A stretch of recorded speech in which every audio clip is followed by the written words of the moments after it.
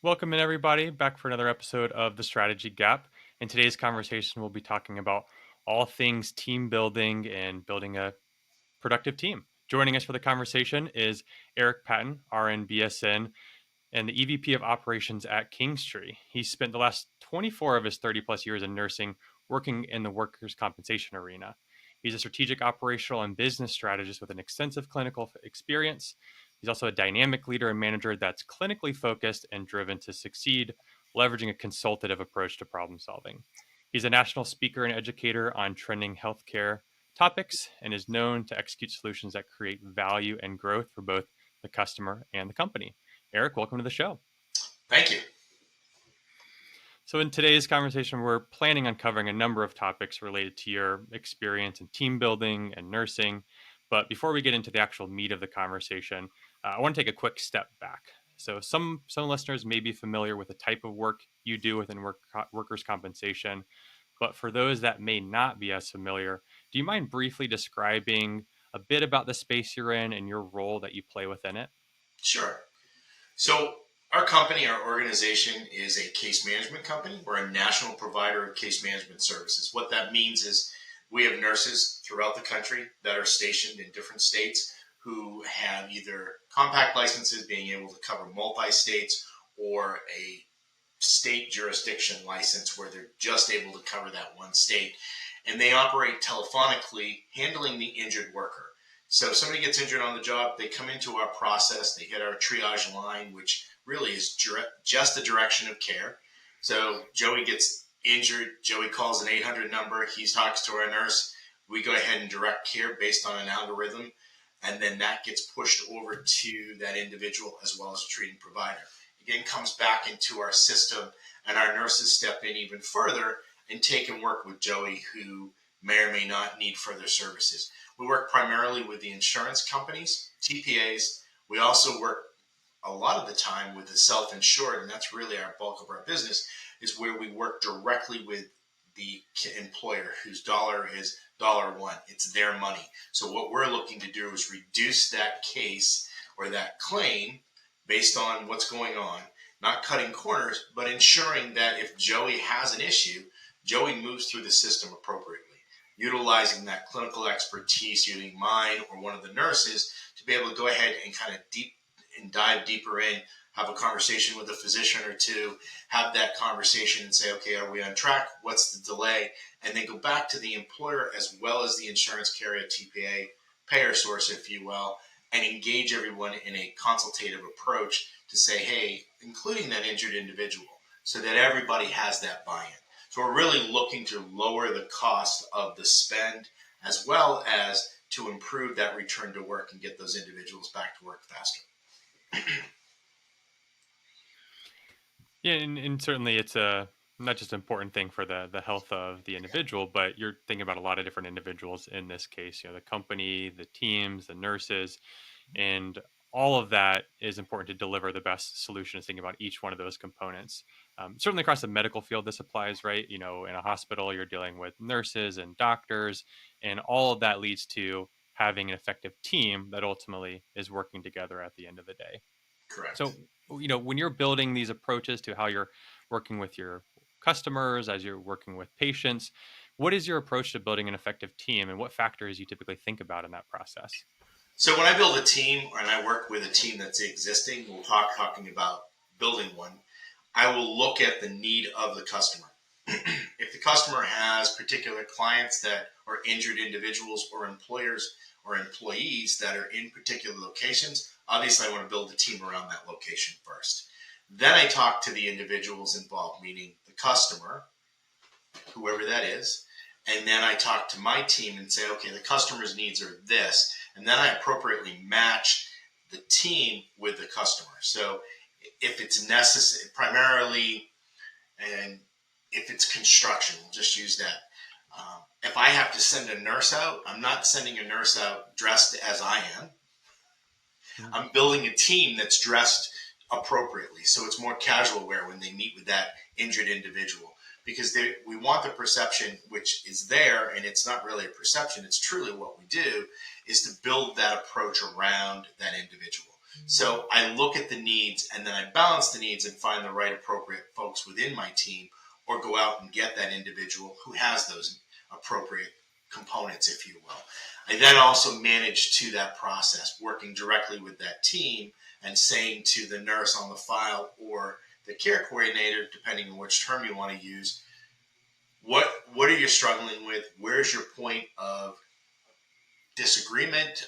What do you think you need to move this forward? So there's always a consultative approach, as well as a guidance along the way. Um, Never punitive, really just, hey, Tony or Tammy or whoever the nurse is, I need you to do X, Y, and Z. What's the stumbling block? And then we break it down together. So there's not that dictative or authoritative approach. Hey, Timmy or Tony, you need to do this. I want that buy-in, but then I'm also buying that in from the other side. So it's really making a collaborative team approach versus, here's your team, deal with it. And if you don't like the people on the team, well, that's too bad. We're going to move forward. We need to have that buy-in, because in this industry that we're in, but in other industries as well, you want to have a collaborative approach, and that consultative approach really helps you do that. You want to have that consultation, figure out what his or her needs are, and then move it forward and build around that. Just as I did in nursing when I was on the floor nursing. What's the injury? What's going on? What does this individual need? Who are his or her support system? And then work together to kind of pull all of that together and make more of a cohesive team, make it more collaborative. It's an interesting concept you're talking about, because we rarely get into this topic. Even in my client conversations, this is sometimes omitted, where somebody might bring a consultant in to help them build their plan. And like, what should we be focused on? When I say plan, the strategic plan for the organization, what should be our areas of focus? Where should we do that? They bring people in to help with that. Sometimes in the middle, they have somebody come in that helps them then build out what the plan actually looks like. It's a lot of the work that we do. Okay, how are you actually going to break this down into a plan? But the piece that I think you're talking about, and the part that's rarely talked about, and I'd love to get your perspective, is we build a plan. We say, this is what we're going to do. But then we look at who we actually assign the work to and never really had the conversation on, can this person actually do this work? Do they have the skills necessary to be able to do this?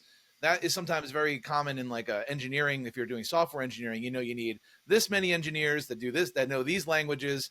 But in regular straight up business, it's a little bit more challenging. So have you had any experience with kind of looking at your plan for the year and saying, we have the right people, we don't have the right people, and really, how have you managed through that? Yeah, so, and it's a great question. It is something that isn't looked at quite frequently, and it should be, in my opinion at least, we dive into it a little bit deeper, because it is something that is the missing ingredient, if you will. My wife is Italian, so she'll tell you it's an ingredient. I hear that frequently. Mine too. So you take that missing ingredient, which is, what are the needs? How do and we look at that quarterly, if not biannually, depending on the client. What is this really working? If I've got Johnny, who's running point, as the contact for this ABC warehouse down the street, and he's having the conversation, but Tommy, the manager, and Johnny, they don't get along, there's a problem there. So we want to address that. And sometimes it's perception. And that's the other thing, is getting a pulse check and saying, Joe, where are we on your end? Let me tell you where we're at, and then come back to the table and have that further conversation. So if I do need to bring somebody else in, or I need to have that expertise, we'll use injury, chemical burn, but he also had a fracture, and the combination of not healing. Do I want to bring in a burn specialist, one of our nurses who has that burn expertise, and get them involved, as well as have consultatively another nurse who has that orthopedic approach look at it and kind of say, hey, if it was me from an orthopedic standpoint, or engage one of the physicians. So that is something that we look at quite frequently. And depending on the clients that we service, their needs they're different. So everybody's needs a little bit different with their injuries. So we are always having that conversation. Often it's done quarterly when we sit down to do the quarterly case reviews. That's where we'll pull it apart, and I'll go back to my team, or I'll go back to the customer directly and say, I see a disconnect. Am I wrong? Am I just overthinking this? Or is there a disconnect, and would it benefit you, based on what I've seen, to add X, Y, and Z components or bring another person in to help offset that need. Yeah, it's a great point and a great example within healthcare about how there are specific things that you can draw to have those conversations, right? If someone has a certain injury, you know you can treat that particular injury or disease and build a team around that. But maybe taking one step back and thinking about others that may not be so straightforward, right? It's not a specific injury or disease that they're treating for. There's still ways that they can break down that type of an analysis and that consultative approach to then build a team. So whether it's in healthcare or elsewhere, what are those factors that you are looking at in individuals to see if they fit within that team? You know, you mentioned before expertise, location, personality. What are those larger categories that you typically think about? So part of it is location. I mean, I want to look at geographic location as well. If I've got a customer who's on the West Coast, it doesn't necessarily make sense to have somebody on the East Coast, because now I've got not only a time difference, but I've got there's a difference between West and East, and I don't mean that in a bad way. We all do things differently. And so if I take somebody from the Midwest and get them closer to California or Oregon or wherever, insert whatever Western state you want to put in there, you tend to have a better mix. So it's some of that. The other piece is really looking at the overall structure. I'll go back to a customer and say, hey, you have us working with this individual, but it's not the right individual. Am I missing something? And then sitting down with those powers to be and say, where's that layer in between? So I want to match that. And I've come into the mix, or the owners come into the mix, and been that kind of in between, that mediator to say, hey, you know what, Jonathan, you're great, but we also need this, and I'm going to work with Joe to make sure that that happens, the three of us. So really kind of looking at it that way as well. And I'm not sure if I answered your question, but that's definitely a key part of how we deal with it. Geographic location, but also ensuring that my team's working with, or the team that I'm managing to is working with the right person within that organization. Because sometimes the organization doesn't realize, hey, we've got so-and-so sitting at this level, when in fact it's a level up or it's a level below. So, Yeah, it definitely answers the question. I think the kind of summary of it is you have to find ways to think about building your own team as if it is a specific problem that you're solving, right? You can't just say, hey, this person's a really good worker. They always deliver great results. Like, that could be the right person for the team and for the job, but you have to break it down into a problem to understand what are the different factors that are specifically needed for this role, and oftentimes favoring that over just the individual where it makes sense. exactly. Yeah. I know one thing that I've personally run into, and I know Joe has built teams around this as well, is over time you build a natural synergy within a team, right? Maybe with a customer, you always have the same two individuals, the same teamed up to work with that customer, and then you can kind of keep them together across similar problems or different problems. Another approach is you're always changing individuals on that team to kind of get new learnings and new experiences across the board. In your experience, do either one of those models work better? You know, does it work better to keep the same team always together, or to use different individuals within the same team? So two schools of thought, especially on my end when I look at it. Keeping the same team in place with that customer who's comfortable with that team is great, because obviously the customer wants what he or she wants, and it moves things forward. But I always like to kind of change it up a little bit and add an additional component to that, maybe midstream, maybe towards the latter part of the relationship, or even in the initial part of the relationship, because we are in a society where people are no longer jumping into a role and staying in it 20 years. So if I get used to whoever that individual is as my primary, or a couple of individuals as a primary on the lead on the team, and then all of a sudden those people are no longer there, the customer starts to kind of think or feel, in my opinion, that something's going on. So not changing it up, but always entering another individual who you know has some time on the books with that organization you're working for, in my particular case, I might bring an account manager in, or I might bring another clinical supervisor in, kind of change up the mix and say, hey, we all work together as a team. You're going to deal with these folks primarily. However, there's an occasional time where we're going to jump on, because then I'm leveling out the playing field, so that if somebody on that primary lead leaves, I've got that person that they're used to. And it doesn't necessarily need to be me, but it could be any one of us that comes into that. So I do think keeping a dedicated team is great, but I do pepper that periodically with new faces, because it is such a turnover in the world today. Nobody stays in a job 20 years. It's not job jumping, it's skill grabbing, and it's going to that next level. So everybody's looking to advance their skills. So the chances of somebody staying on board long term are not as effective as they used to be, where you'd get somebody that's been in a job for 30 years and, hey, I'm going to go ahead and retire, and they bow out and they retire with that organization. That doesn't happen as often as it used to. So that's where I pepper that in there to kind of balance that out. And it makes sense, and it really makes me think about, and we would be remiss if we didn't talk about the most famous kind of team building structure from Bruce Tuckman, the idea of forming, storming, norming, and performing, the 4 stages of team management. Like that definitely has been updated. It's from the 60s, so there's definitely some things that have been updated, but the stages are fairly good. And for those that aren't familiar, it's definitely worth a look and listen, because storming is really where the team is created. And that's where the boundaries start to get figured out. It's who's the leader, who's the expert, who's the subject matter expert here, what are the roles and responsibilities. That's that first bit of time. Then once that's established, you move into the norming stage. And that's where people then start to truly settle into that stage, because there might be some friction in the beginning. You might say, well, I'm the boss, or I'm the subject matter expert. And there's a little bit of that happening. But in the norming stage, that's where people start to settle into their respective roles.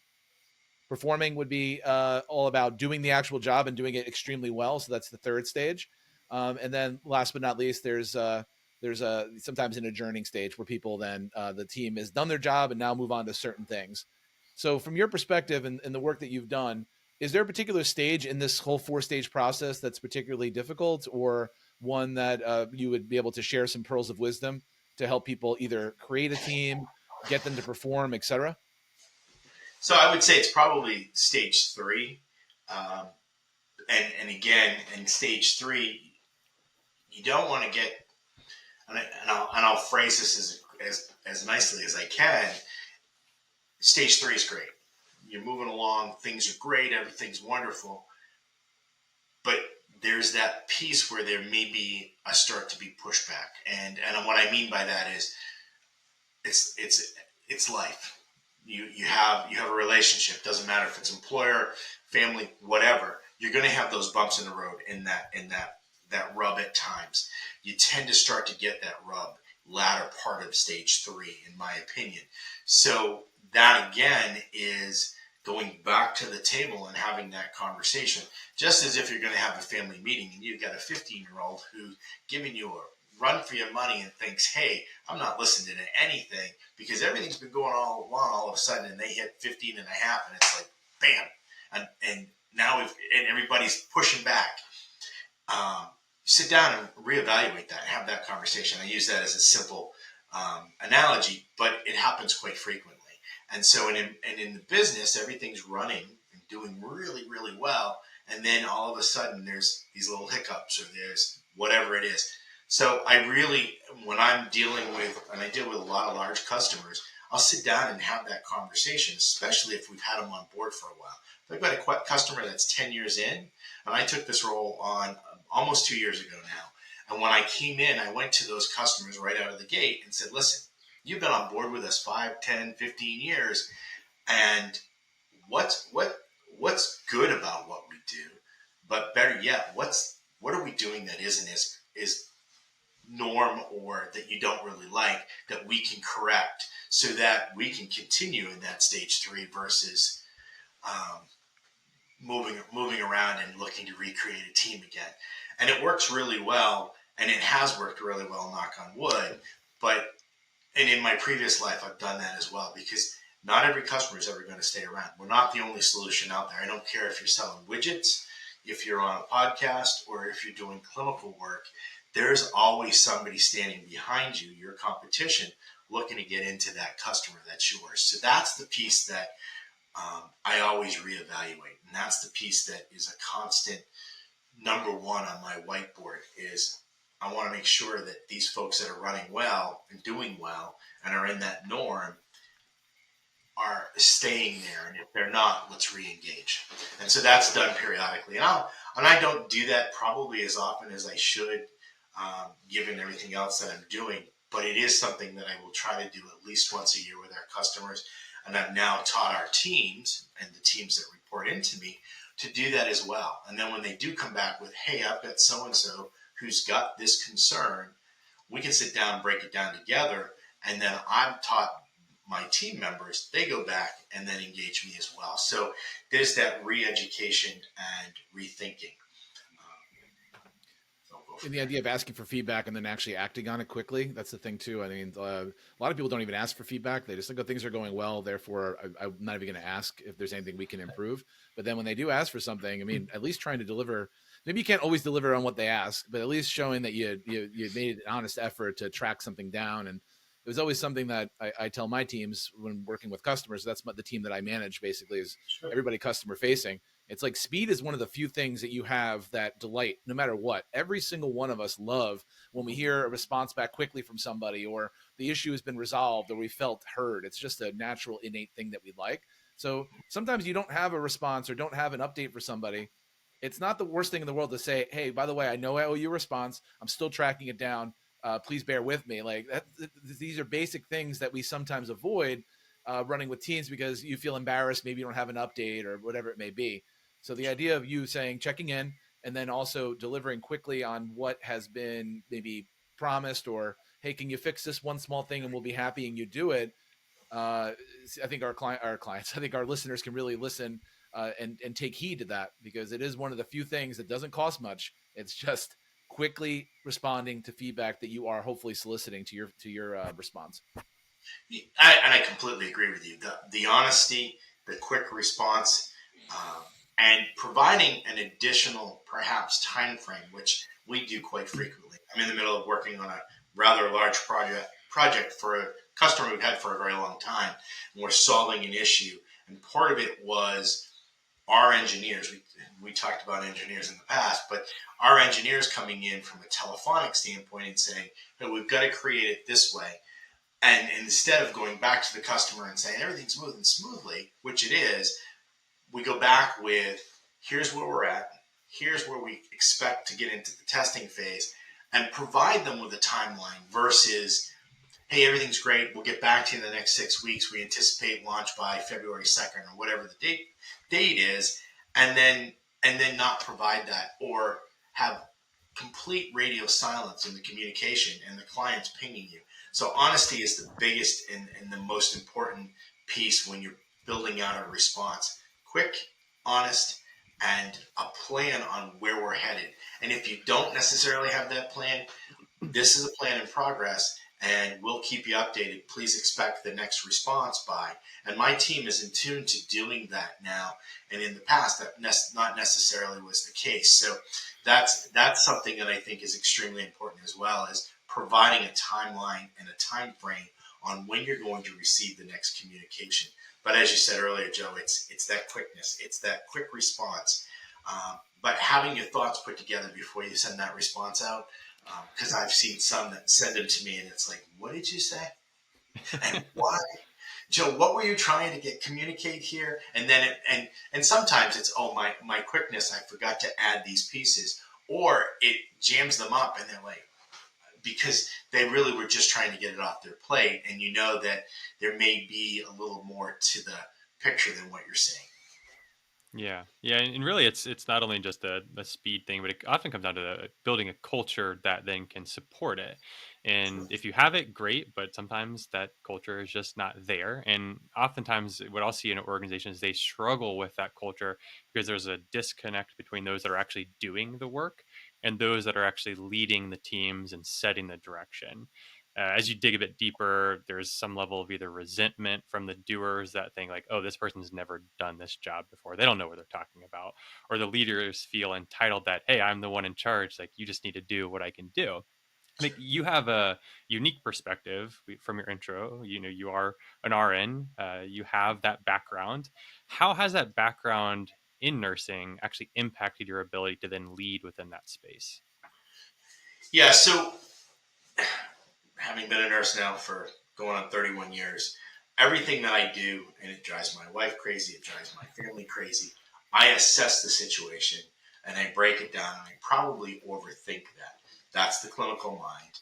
So when I come in and look at the new teams that I built within the last 2 years now, prior to that, I was assessing the situation. So I'm always assessing and building out some sort of an assessment. What's my plan?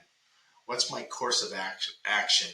What are the objectives? And how am I going to deliver that? And what am I going to get to? So those are the pieces that I break down. And I have that conversation with the team. So that's the piece that, and I'm not micromanaging, which is often the result of some of that. You come in and it's easier for me to say, Joe, Jonathan, you're going to do it this way. And if you don't do it this way, you hear from me, versus here are the tools. Here's where we need to be. Let's have this conversation before we execute it. But I'm giving you the ability to come back and say, here's my plan. Here's how I'm going to course of action. Here are the possible objections, and how am I going to deliver that? And what do those look like?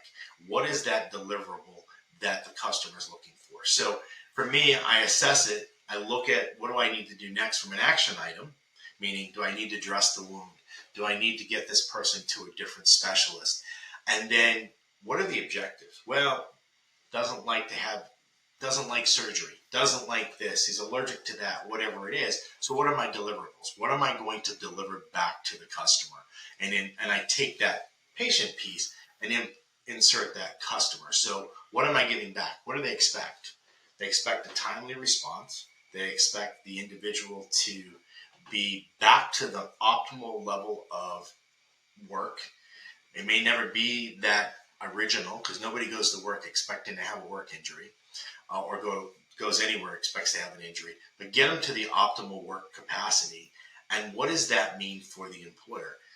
Joe or Jonathan can do X, Y, and Z, and their limitations are this, but understanding the whole parameter as well. So being able to deliver that back.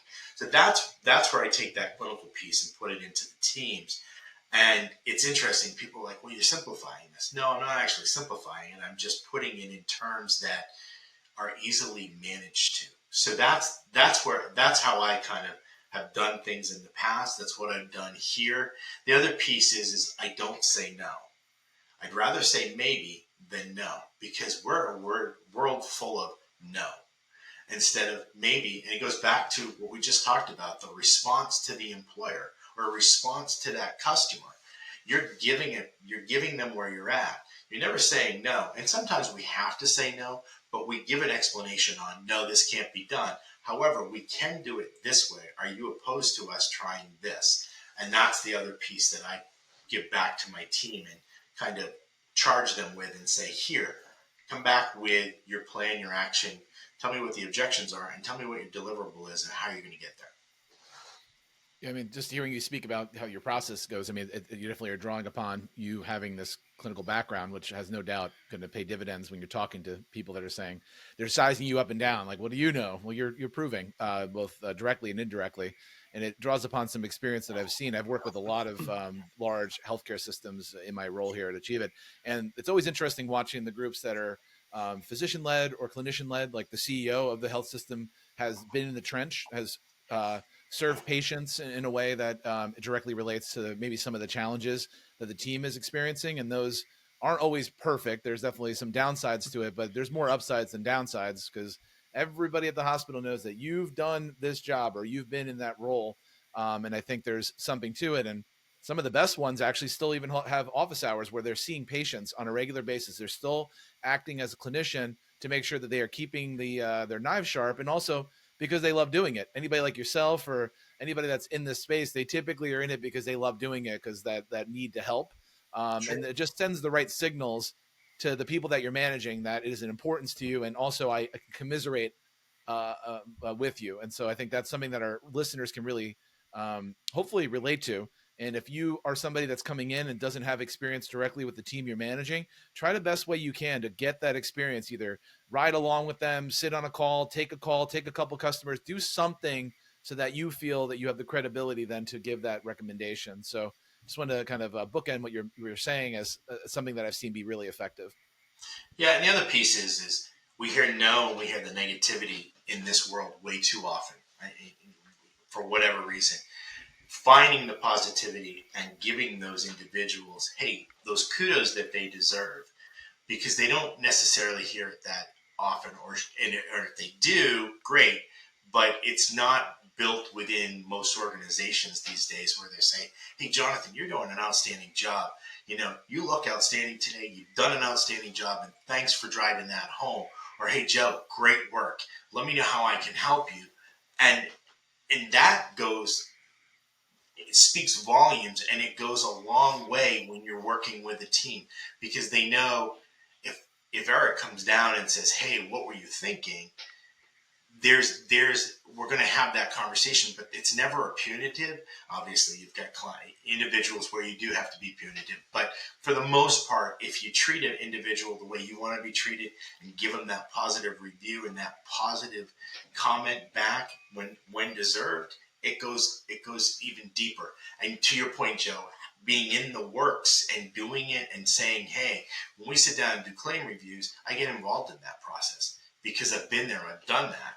And I want everybody to understand that I'm not just standing over here at this level pushing down. I'm working together as a colleague and having that conversation and saying, hey, Jonathan, let's look at this. Or, hey, Joe, have you looked at that? What is the customer saying?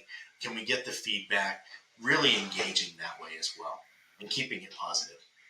Perfect. And I'm gonna take those examples as genuine statements about the great job that everybody's done on the podcast today. So I'll give kudos to where that came from. I have a mentor, and I've had type 1 diabetes for 43 years, going on 44. I'll be 44 in February. There was an individual, Paul Madden, who's an educator by trade, who I started working with at a very young age, about 11 years old. He was a counselor, he was a mentor, what have you. And I've stayed in contact with him over the years.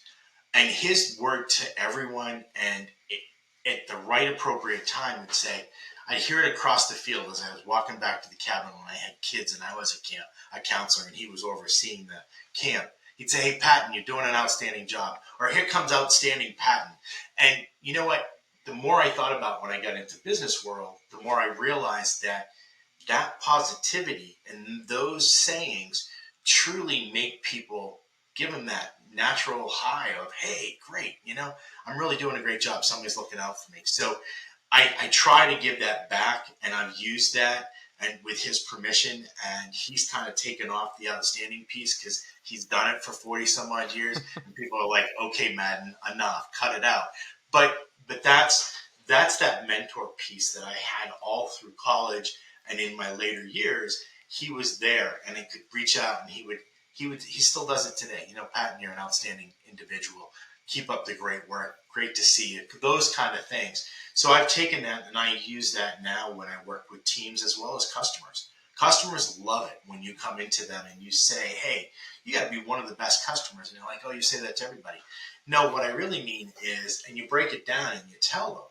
And then they're like, oh, now I've got that even further buy-in with Kingstree or whatever the organization is, because it is one of those pieces that they don't necessarily get from the next vendor or the next partner or whatever it is. Absolutely love it. Well, closing things out with one final question that we ask all of our guests, and that is if you have to think back about your experience, the conversation today, and everything you've learned throughout your career, and go back to day one, younger Eric getting ready to take on the world, and give yourself one piece of quick advice, what would that advice be? Don't sweat the small stuff. I probably spent a good portion of my first part of my career sweating the small stuff. Don't sweat the small stuff. Don't overthink it. Sometimes that whole KISS theory is truly right there. Keep it simple and you move it forward. So That would be what I would tell my younger self. Don't, and there's obvious other things, but in the business world, keep it simple. Yeah. And Absolutely. don't Well, sweat it. yeah, absolutely. Well, thank you, Eric, for your time. You're an outstanding guest. Keep up the good work that you're doing, and we'll talk soon. Thanks. Thanks, everyone. Appreciate it.